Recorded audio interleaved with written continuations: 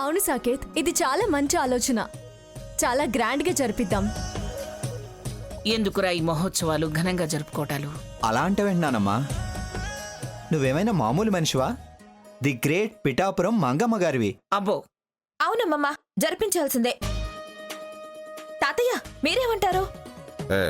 నాదేముందమ్మా, అంతా పిఠాపురం మంగతాయారు గారి ఇష్టమే. నాకైతే ఏం అభ్యంతరం లేదు. తెలివితేటలంటే ఇవే మరి. ఆయనకు అభ్యంతరం లేదట, నాకు ఇష్టమట, నా ఇష్టమట. ఎంత బాగా షష్ఠి పూర్తి జరుపుకోవాలన్న కోరికను బయట పెట్టారు. నాకైనా ఏమిటి, నీకు మాత్రం ఉండదా?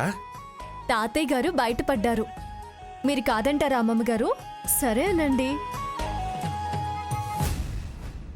అనుగ్రాని, ప్లీజ్ అమ్మమ్మ, ఓకే అనండి అమ్మమ్మ. అవునమ్మమ్మ గారు, ఓకే ప్లీజ్ అనండి. అమ్మమ్మ.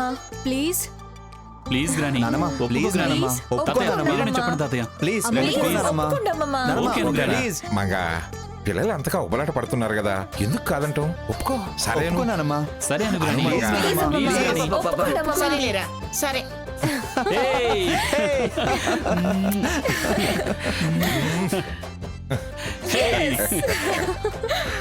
చాలు ఊరుకోండి.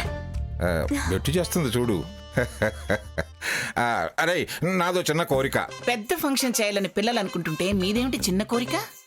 మరేమి లేదు మంగా. ఈ సింహానికి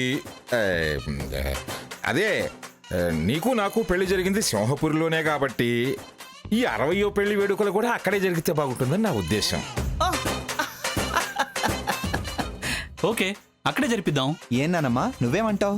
నేనేమంటాన్రా, ముసలైనా పెళ్లి కొడుకైపోవాలని సరదా పడుతున్నాడుగా, అలాగే కానివ్వండి. ఇదిగో మంగా,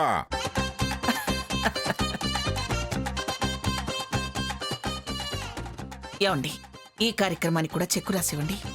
అలాగే. అమ్మా, అక్కడ ఏర్పాట్లన్నీ ఘనంగా చేస్తాం. ఏ లోటు రానివ్వకండి. మాకు వదిలేయండి, మీకు ఏ లోటు రాకుండా చేస్తాం. వస్తామమ్మా. మంచిదండి. వస్తాం జడ్జి గారు. మంచిదండి.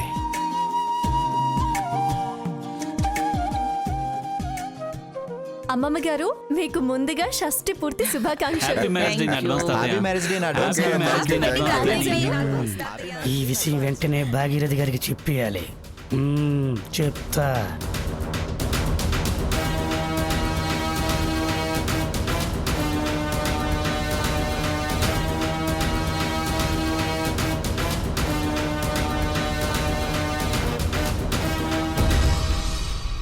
సాకేత్ని పెళ్లి చేసుకోవాలని నువ్వు తాపత్రయపడ్డావు.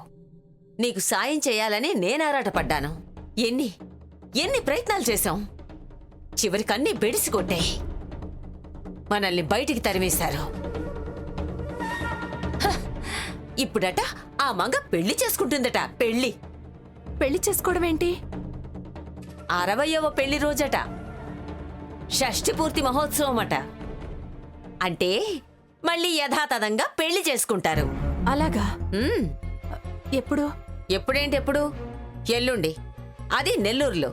నెల్లూరులోనా? సాధ్యం కాదు. బ్రతికినంత కాలం బ్రతికాను. ఆఖరి కోరికగా నీ షష్ఠి పూర్తి మహోత్సవం కళ్ళారా చూడనివ్వు మంగా, ప్లీజ్.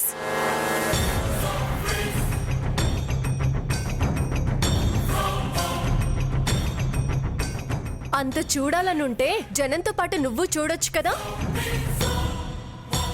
దానికి అమ్మమ్మ గారి పర్మిషన్ అడగడం ఎందుకు? పిఠాపురం మంగతాయారు స్నేహితురాల్ని పరాయిదానిలా జనంలో వెనకాల నిలబడి చూడాలా?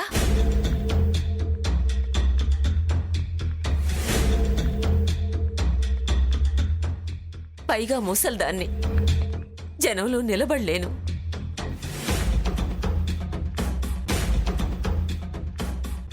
అందుకే మంగని ప్రాధేయపడి కాస్త దగ్గరుండి చూసి తరిద్దామని. నీ మాటల్లోనే ఏదో మతలబ్ కనిపిస్తుంది. మళ్ళీ ఏదో పన్నాగంతోనే వచ్చావు కదూ? పన్నాగవా నా బొందా?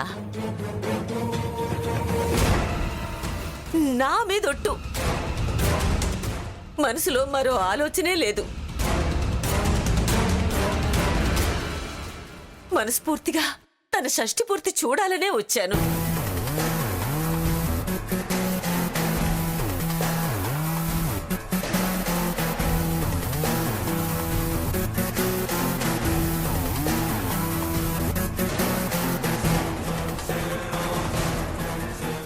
నమ్మమంటావా భాగీరథి? నా మీద ఒట్టు మంగా, నమ్ము, నన్ను నమ్ము మంగా. అంటే పర్మిషన్ ఇస్తావా అమ్మమ్మ? అందుకేగా అలా అడిగేది. తొట్టి పురుగు అదేం చేస్తుంది? జవసత్వాలు చచ్చిపోయింది అది. ఇదిగో, ఎక్స్ట్రా చేస్తే ఈసారి నువ్వు తిరిగి ఇంటికెళ్ళవు. సింహపురి నుంచి యమపురికి వెళతావు, గుర్తుపెట్టుకో. తిన్నగా ఉండో పాపా, వెళ్ళ. Thank you Manga. కానీ ఓ కండిషన్ భాగీరథి, మా షష్ఠి పూర్తికొచ్చిన మా అతిథిగా కాకుండా ఓ అభిమానిగా అందరి మధ్యలో నిలబడి చూడాలి. అంతే, వెళ్ళు. అలాగే.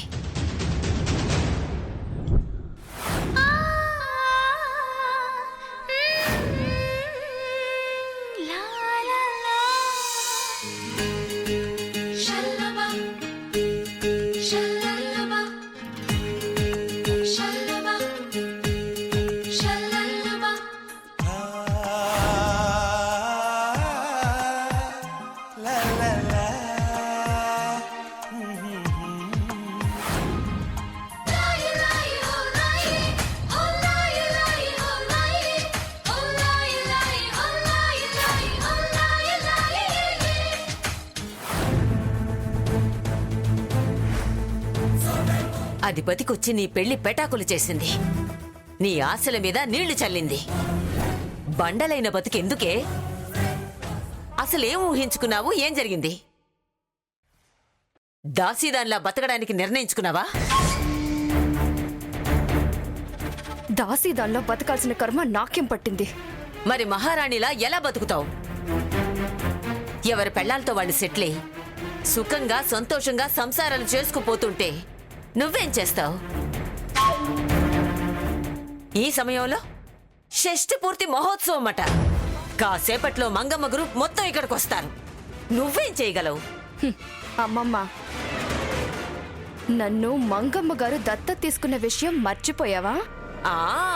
అదో దత్తత, నువ్వో మనవరాలివి. అసలు మనవరాళ్ళుండగా నువ్వు 6వ వేలుతో సమానం. నీ ఆశ నెరవేరాలంటే నీ స్థానం నువ్వు దక్కించుకు తీరాలి. నయానో భయానో నువ్వు ఆ ప్లేస్లో సెటిల్ అవ్వాలి.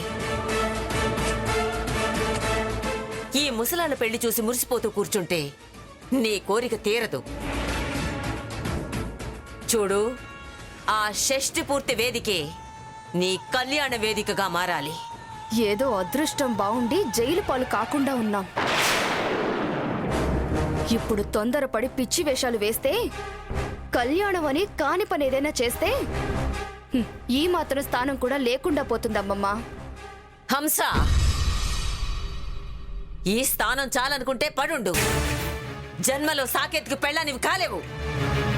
కావాలని కోరిక ఉంటే చెప్పు, నేను నీకు సహకరిస్తాను. అదేంటమ్మమ్మా, కోరిక లేకపోవడం ఏంటి?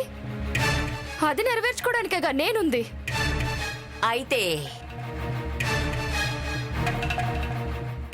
సరే, నేను చెప్పినట్టు చెయ్యి, నువ్వు సుఖపడతావు. ఏం చేయమంటావమ్మమ్మా?